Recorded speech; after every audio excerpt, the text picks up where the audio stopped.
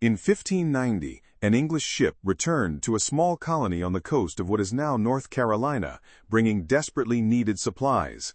What the crew found instead was silence. A fortified settlement, completely empty. No bodies, no signs of a battle. No trace of the 115 men, women, and children who had been living there just 3 years earlier.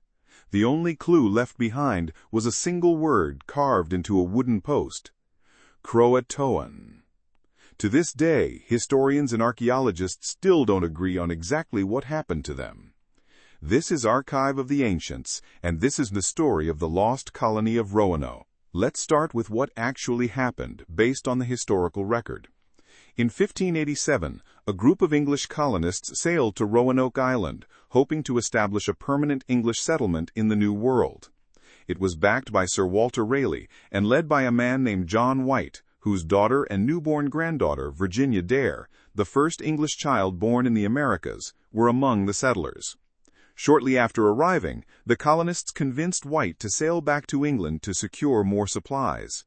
He left behind roughly 115 people, men, women, and children, fully expecting to return within the year.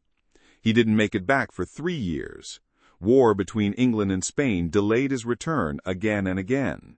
When he finally landed back on Roanoke Island in 1590, the colony was gone. The buildings had been carefully dismantled, not burned or destroyed, which told White the colonists had left in an organized way, not fleeing in a panic. Heavy chests of the colonists' belongings, including some of White's own possessions, were found buried and looted, but the settlement itself showed no sign of a violent struggle. And carved into a post, CROATOAN, the name of a nearby island and the Native American tribe who lived there, with whom the colonists had actually maintained a friendly relationship. Before leaving, White and the colonists had apparently agreed that if they needed to relocate, they'd leave a sign indicating where they'd gone, and a cross carved nearby if they were in distress. There was no cross. A storm prevented White from actually sailing to CROATOAN to search for them, and he was forced to return to England without ever finding his family or the rest of the colonists. No further organized search was made for years, and just like that, the trail went cold. That's the last confirmed fact we have. Everything after this point is theory, informed by archaeology, historical records, and educated reasoning, but not proof. So let's walk through the leading theories, because there are several, and each has real evidence behind it. The theory considered most likely by many historians today is that the colonists relocated and assimilated with a friendly Native American tribe, most likely the CROATOAN people on what is now Hatteras Island. This lines up directly with the word carved into the post. Supporting this, an English explorer named John Lawson visited the area over a century later, in 1701, and recorded that local native people had gray eyes, claimed English ancestry, and used words in their language that sounded like English. Archaeological digs on Hatteras Island in recent years have also uncovered European-style artifacts, including a signet ring and gun parts, dating to the right period, mixed in with Native American materials. Researchers involved in these digs argue this is strong evidence that at least some colonists lived among the CROATOAN for years, possibly the rest of their lives. However, and this matters, not every historian agrees this fully explains what happened to all 115 people. Some researchers believe the group split up rather than staying together, which leads to a second theory. The dispersal theory suggests the colonists broke into smaller groups rather than moving as one unit, possibly seeking different forms of support from different native communities or attempting to survive independently. This theory is partly supported by a mysterious set of markings on an old map owned by John White, which some researchers believe hint at a second inland settlement location, sometimes referred to as Site X. Excavations at a candidate location inland have found some European artifacts from the correct era, though the evidence remains a matter of debate among archaeologists. Support for this theory has grown in recent years. Archaeological teams working at a site inland from Roanoke, sometimes nicknamed Site X, have recovered fragments of English pottery and tools dating to the correct period, mixed in among what appears to be a Native American settlement.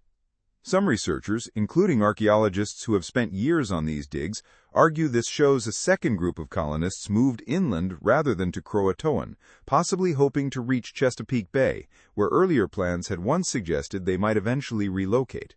Critics of this theory point out that the sample of artifacts is still small, and dating a handful of objects to a precise 3-year window is difficult, so the debate continues. A third and much darker theory involves conflict. Some historians point to strained relations between the English and certain native tribes in the region, particularly following earlier violent encounters during a previous English expedition. Under this theory, the colonists may have been attacked, either by a hostile local tribe, or, some suggest, by Spanish forces who were at war with England and had a rival colonial presence in Florida at the time. There isn't strong direct archaeological evidence confirming a massacre, but historians note it can't be ruled out given the tensions of the period. And then there's a theory tied to something the colonists couldn't control at all: the weather. Tree ring research on ancient bald cypress trees in the region revealed that the colonists arrived during one of the most severe droughts to hit the area in nearly a millennium. This matters enormously because a drought that severe would have devastated both English crops and the food supplies of neighboring native communities. Some historians argue that under those conditions, even friendly tribes may have had little food to spare, potentially forcing the colonists to scatter out of sheer desperation and starvation rather than by choice. That drought becomes even more chilling when you consider what happened at the English colony of Jamestown 20 years later, just up the coast.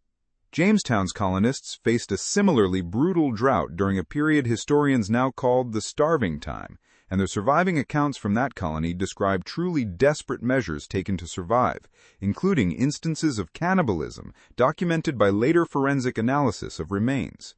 Historians raise this comparison carefully, not to claim it proves anything happened at Roanoke, but to illustrate just how severe the environmental pressure on English colonists in this region could become when supply ships failed to arrive on time. There's also a theory involving the powerful Native American leader Wahun Sanaka, sometimes known to the English as Chief Powhatan, who led a large confederation of tribes north of Roanoke in what is now Virginia. Captain John Smith, who later led the Jamestown colony, recorded second-hand accounts suggesting Wahun Sanaka's forces may have attacked a group of English settlers matching the Roanoke colonists' description around the time Jamestown was founded. If true, this would suggest at least some colonists left Croatoan or their original settlement and moved further north, only to meet a violent end at the hands of a rival native confederation, rather than the more welcoming Croatoan people. Historians treat this account cautiously, since it comes from indirect, second-hand English sources written years after the fact. It's worth noting that these theories aren't necessarily competing with each other.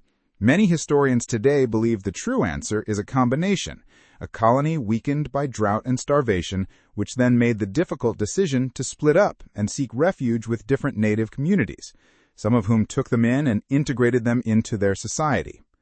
Under this blended view, the colonists weren't so much lost as absorbed into a world that historical records from an English perspective simply failed to track afterward.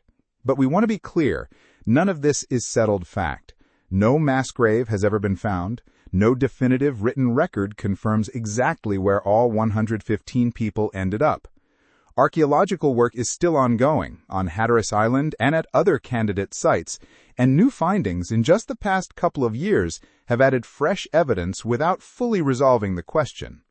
What we do know is that this wasn't a supernatural disappearance or an unsolvable void. It was very likely one of several very human outcomes, playing out for a group of desperate, isolated colonists trying to survive in an unfamiliar land 3 years and thousands of miles from any hope of rescue. So if everything we've covered, which explanation feels most convincing to you? Do you think they assimilated peacefully, split apart and scattered, fell victim to conflict, or were undone by drought and starvation? Let us know your theory in the comments below. We genuinely want to hear your take. And if stories like this pull you in, subscribe to Archive of the Ancients. New forgotten mysteries drop every week.